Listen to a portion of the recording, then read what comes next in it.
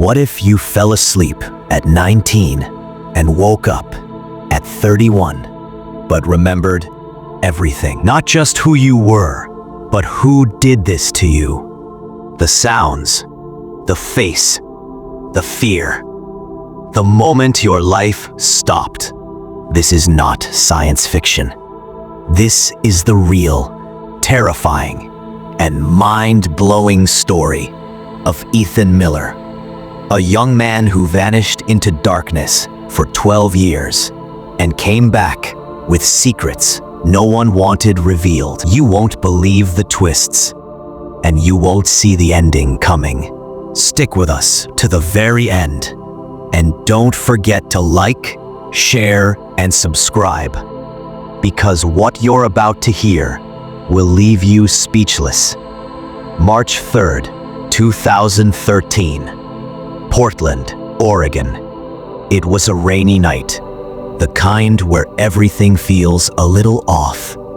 The streetlights reflected off the wet asphalt like pale orange ghosts.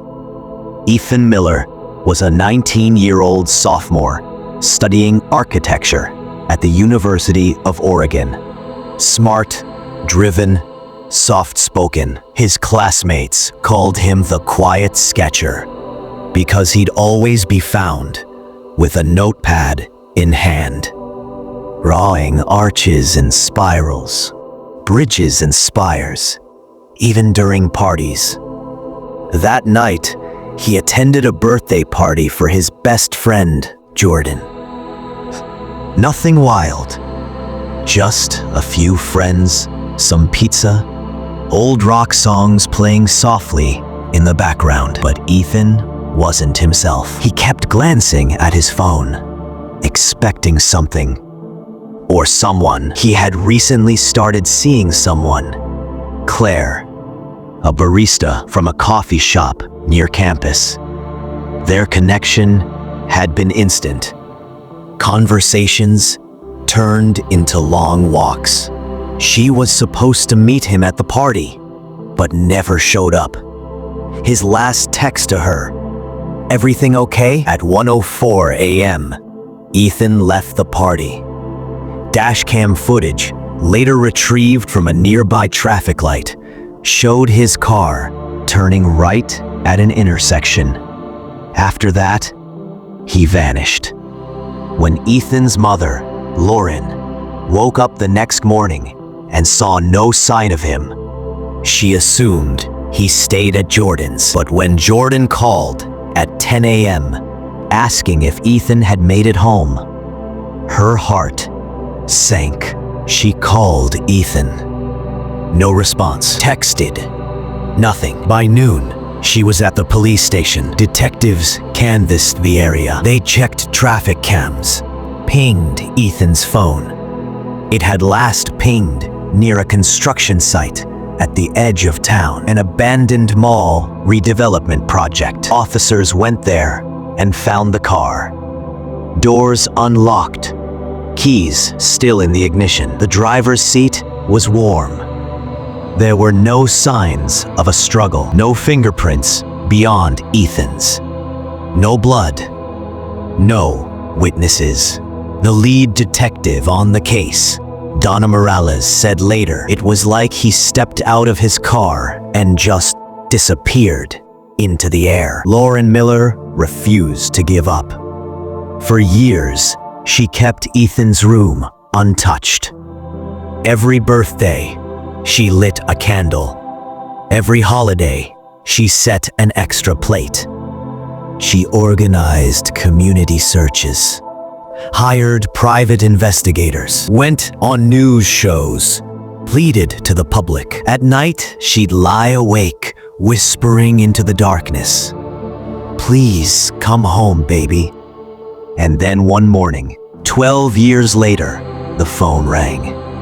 It was a rehab center in Seattle. "Is this Lauren Miller?" "Yes." "Ma'am, your son, he's awake." The first thing Ethan saw was a blurry ceiling, white tiles, a soft buzzing.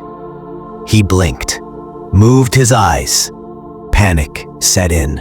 He tried to move, but his body didn't respond the way he remembered. His limbs felt heavy, weak, like sandbags. A nurse leaned over him, her eyes wide with disbelief. "You're awake. Oh my God. You're actually awake," she called out to the hallway. Moments later, a flood of doctors rushed in. Voices swirled around him. Questions, light checks, pokes, machines. But Ethan spoke one word. Mom. Lauren arrived hours later. Her son, once a teenager, was now a man with facial hair and IV lines. He looked up at her and whispered, "I missed you." For weeks, Ethan underwent cognitive tests.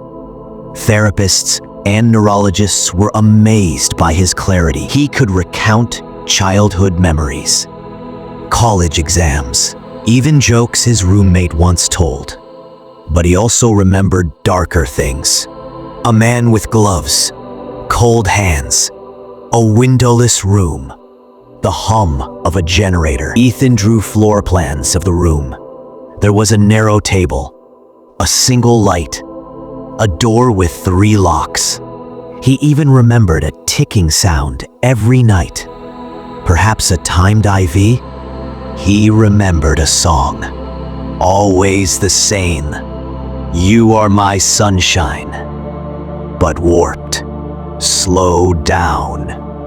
One day he said, there was another girl there. She screamed a lot. Then she stopped. As Ethan recovered, he worked with a criminal sketch artist.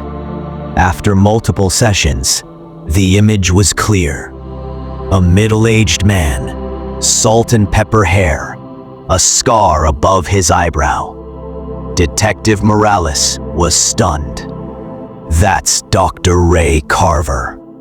Carver was a once respected psychology professor who specialized in altered states of consciousness.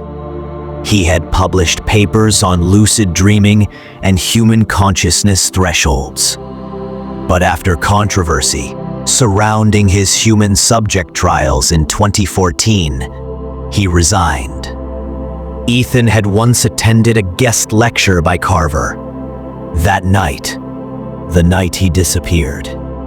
Once the FBI got involved, they connected Ethan's memories to a series of unsolved disappearances between 2011 and 2014. All students, all had some link to experimental research.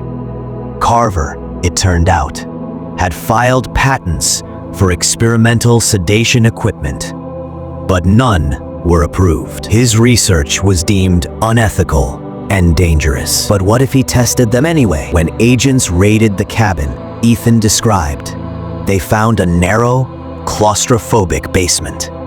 The walls were covered with soundproof foam, a medical bed, tubes, feeding equipment, a cassette player with only one tape. "You are my sunshine, my only sunshine." The FBI technician pulled the sheet off a corkboard.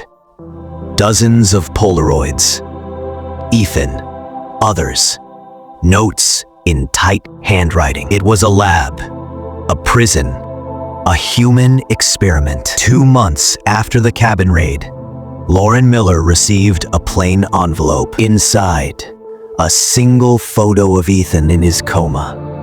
Date stamped 2018. On the back, in handwriting, "You were never supposed to wake up." The letter had no fingerprints, no DNA. But it meant one thing. Carver was still alive. Interpol launched a global manhunt. Carver's known aliases were tracked across 5 countries, but every time the agents got close, he vanished. It was like chasing a ghost. Some believe he had help, perhaps a secret society, funding off-grid consciousness research. And Ethan? He lives under protection now. His case is studied by neurologists around the world. But even now, in the middle of the night, he wakes up sweating. Because somewhere out there, Carver might still be watching. What would you do if someone close to you vanished and returned with memories that no one should have? Do you believe this was an isolated case or something bigger? Comment your thoughts below. And remember, like, share, and subscribe for more unbelievable true stories that the world tried to forget. Because sometimes, memory is the most dangerous weapon of all.